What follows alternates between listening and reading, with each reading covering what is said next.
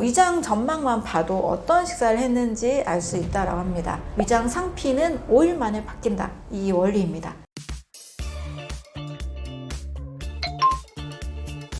위염이 생기는 사람들의 공통점은 무엇인가요?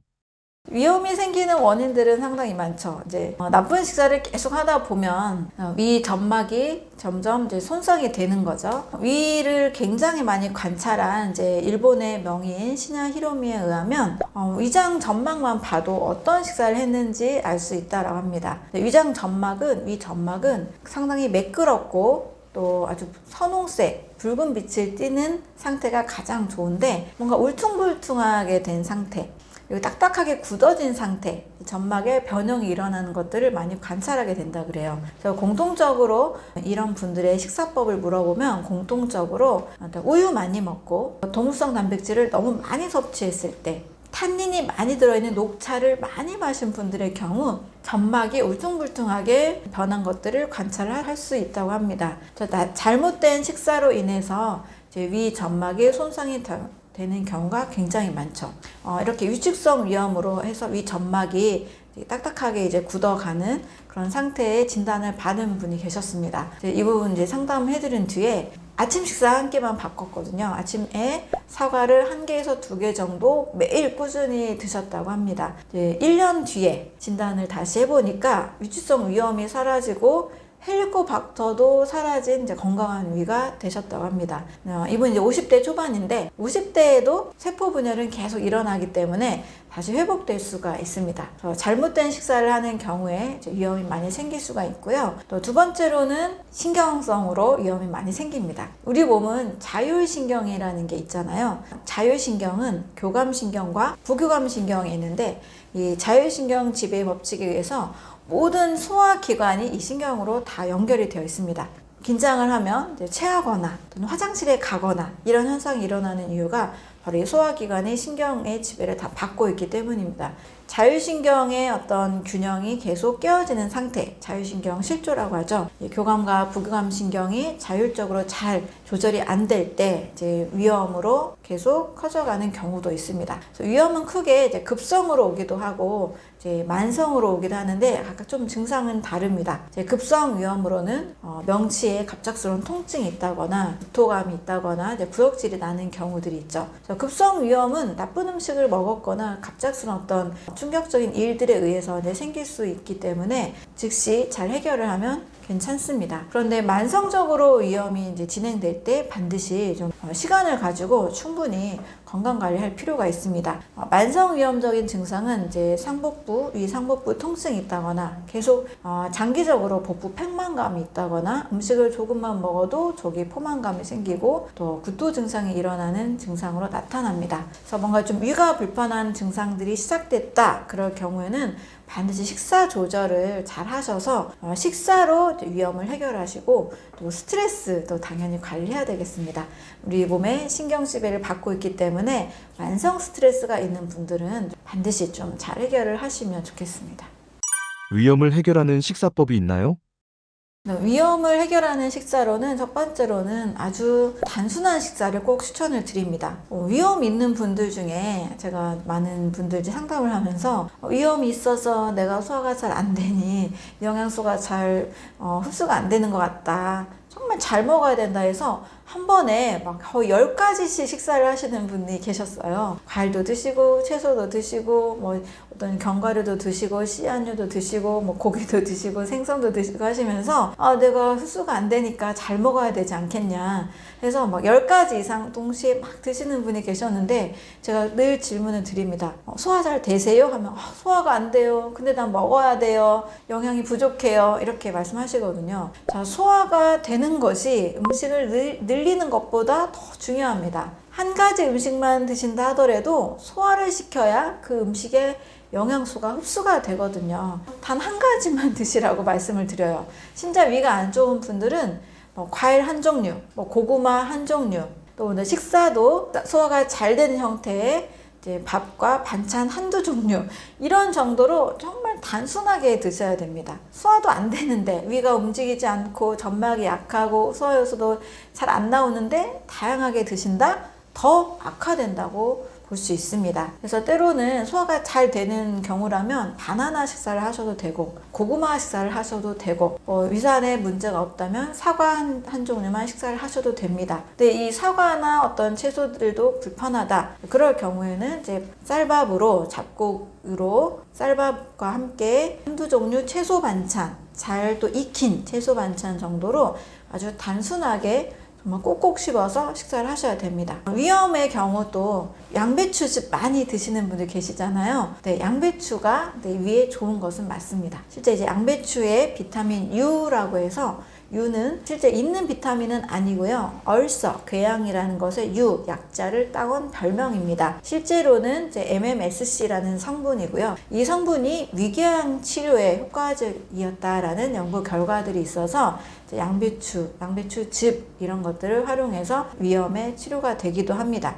저의 경우에는 이제 바나나로 위염이 완화된 분도 계시고 사과로 위염이 완화된 분도 계시고 볶음 곡식 식사로도 위염이 완화된 분도 계십니다. 다양한데요. 어쨌든 나에게 맞는 식사로 정말 단순하게 한 종류 또는 두 종류 이렇게 단순한 자연의 음식 식사를 하시는 것이 좋습니다. 최대한 양념이 많은 자극적인 우리 한식 있죠. 한식 중에서도 깔끔하게 만든 한식이 있고 양념을 덜한 게 있고 양념을 많이 한 게 있는데 양념을 일단 많이 한 것은 최대한 좀 지양해 주시고 단순하게 좀 양념을 적게 한 식사로 50번 꼭꼭 씹어서 식사를 하시면 위 점막이 점점점 복구가 됩니다.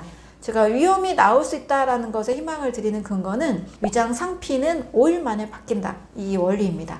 상피가 자극이 좀 덜한 식사를 해야 상피세포가 잘 재생이 되지 않겠어요? 재생이 잘 되는 성분들, 특히 베타카로틴 같은 경우는 세포 재생 분열에 꼭 필요한 영양소입니다.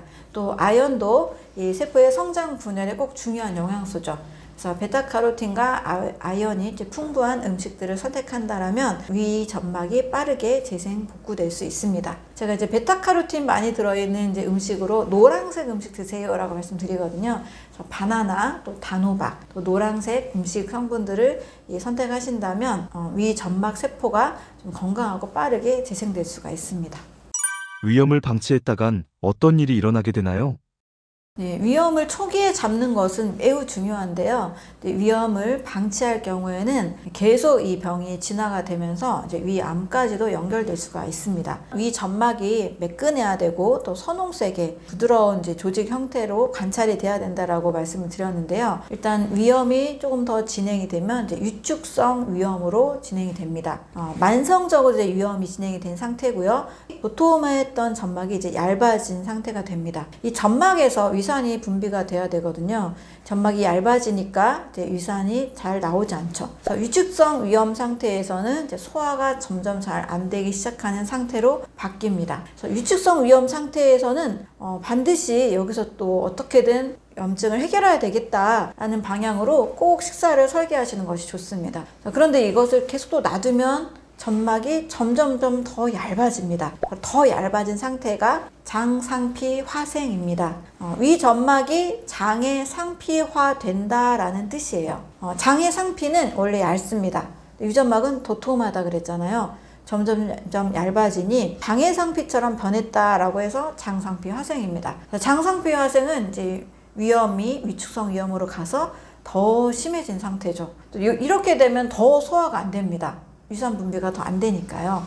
그래서 장상피화생으로 가는 것도 반드시 막아야 되겠습니다. 또 이제 위궤양이 있는데요. 위궤양은 이제 위 점막이 더 손상이 돼서 파고들어서 그 안에서 웅덩이, 구멍이 생기면서 이제 노랗게 염증까지, 화농성 염증까지 생기는 상태를 의미합니다. 그래서 시작은 염증인데요. 놔두면 점점 염증이 심해져서 구멍이 생기게 되는 궤양으로 발전하게 됩니다. 그래서 위궤양 상태가 되신 분들은 이 점막이 막 상처가 나서 막 구멍이 뚫리고 염증이 생겼으니까 얼마나 아프시겠어요. 그래서 궤양 상태로까지도 정말 가지 않도록 막으셔야 됩니다. 이제 위궤양과 연결 지어서 크론병과 궤양성 대장염까지도 좀 말씀을 드릴게요. 크론병은 소화기 전체에 생길 수 있는 만성 자가면역 질환이라고 할 수 있습니다. 자기 몸에 생기는 항원들을 자기 몸이 공격을 해서 스스로 면역계 균형이 깨져서 일어나는 게 자가 면역 질환이죠. 소화기 전체에 일어날 수 있는 이제 것이 바로 크론병이고, 크론병 생기면 정말 너무 심각하죠.